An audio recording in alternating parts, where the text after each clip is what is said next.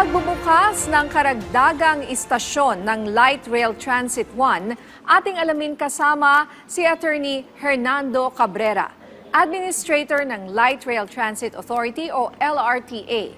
Attorney Cabrera, magandang tanghali po sa inyo. Nidia, good afternoon. Magandang tanghali sa ating mga viewers, sa ating mga listeners. Para po sa kaalaman ng publiko, ano-ano pong bagong istasyon ang binuksan ngayon sa LRT1 Cavite Extension at anong mga lugar po ang nakalink sa mga istasyon na ito? Well, Ninya, yung extension ng ating LRT Line 1, ang pinakadulo niyan, yung original line natin sa may Baclaran. So nagdugtong tayo ng additional na 5 stations. So unang-una dyan, yung tinatawag natin na Redemptorist Asiana Station. Ito yung halos katapat ng Baclaran Church, doon sa may Roas Boulevard. And then susunod, yung tinatawag natin na Mia Road Station. Okay? Ito yung sa may kanto ng Roas Boulevard bago pumasok ng Coastal Expressway. So yun yung Mia Road Station natin. And then pangatlo, yung PITX Station. So ito ay nakadugtong doon sa intermodal station natin kung saan nandun yung mga buses natin. So magkakaroon na ng intermodal terminal. Pwede kang sumakay ng bus, pwede kang sumakay ng tren. And then ang kasunod na stasyon dito, yung tinatawag natin na Ninoy Aquino Avenue Station. And then yung panglima, yung Dr. Santos Station, which is alam natin na ito yung Sukat Road. So yung 5 stasyon natin. Magandang tanghali po, Administrator Cabrera. Ilang minuto po ang ititipid sa oras ng biyahe ng mga rutang ito? At ilang karagdagang pasahero po ang kapasidad at maaaring may isakay ng mga bagong istasyon na ito?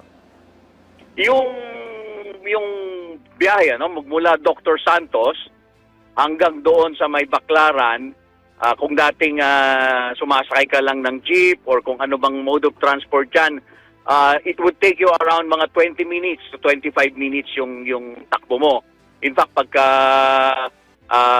ang makikinabang na pasahero diyan around mga 80,000 na karagdagan na pasahero doon sa existing na ridership natin ng Line 1. Sa tulong po ng mga bagong istasyon na ito ay inaasahang, sabi nyo, mababawasan na ang traffic dyan po sa may southern part ng Metro Manila. Attorney Cabrera, may datos po ba kayo kung gaano karaming sasakyan o motorista naman ang inaasahang mababawas sa mga lansangan? Nako, Ninya, na hindi ko nakuha yung aking yung listahan diyan, but ang kagandahan kasi nito is that marami yung projection natin, marami yung instead na sasakay ng jeep or magbabas at magdadala pa ng mga sasakyan, talagang they would take na lang na sasakay sila ng tren, magmula doon sa Dr. Santos, and then tuloy-tuloy sila sa Baclaran, and then all the way doon sa may EDSA, and then all the way doon sa Di Jose Station na kung saan merong interconnection doon. Pwede kang bumaba sa Di Jose Station, may walkway doon, elevated, very safe yun. Pwede kang maglakad, elevated walkway yun, pwede kang lumipat ng Line 2. And then, ang dulo mo is yung tinatawag natin na Fernando Poe Jr. Station. Nandun na sa may dating Roosevelt po yan, sa may EDSA. Pwede niyo po bang i-describe sa amin kung anong itsura po ng mga sasakyan ng ating mga kababayan? Bagong-bago po ba ito? Gaano ka-komportable? At ilan kaya ang mga paaring isakay ng isang tren? Well, yung kasama dito sa extension project natin dito, ito yung bumili ang gobyerno ng 30 na karagdagan na mga tren. Bawat isang tren ay 4 na bagon. So, in total, 120 na bagon yung ating binili para dito sa project na ito. So 120 na bagon, totaling to 30 na trains. Itong napakamoderno na, itong mga bagong train natin, napakalamig ng aircon. Makita natin kanina, yung inaugural ride, sinakyan ni President Bongbong Marcos kanina, magmula sa Dr. Santos hanggang sa may Redemptorist Asiana Station. At doon, yung laki ng bagon linya, mga if I remember it correctly, yung bagong bagon na ito yung isang train set composing of 4 na bagon, kayang magsakay nito ng mga around 1,200 na pasahero. Attorney Cabrera, ilang istasyon pa po ang inaasahang mabubuksan dito sa LRT-1 Cavite Extension at kailan po ito inaasahan kung sakali po mabuksan?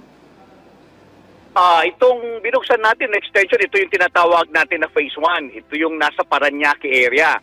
Yung Phase 2, aabot tayo doon sa may Las Piñas. And then, yung Phase 3, aabot na tayo doon sa may Bacoor, Cavite, doon sa may Talaba area. Kung meron tayo, kung may mga taga doon sa area, makikita niyo yung St. Dominic na eskwelahan doon po ang dulo ng Phase 3 natin. So, magdadagdag pa tayo ng 3 pang station, yung Zapote Station, yung Las Piñas Station, and then yung doon sa may dulo, sa may St. Dominic na station.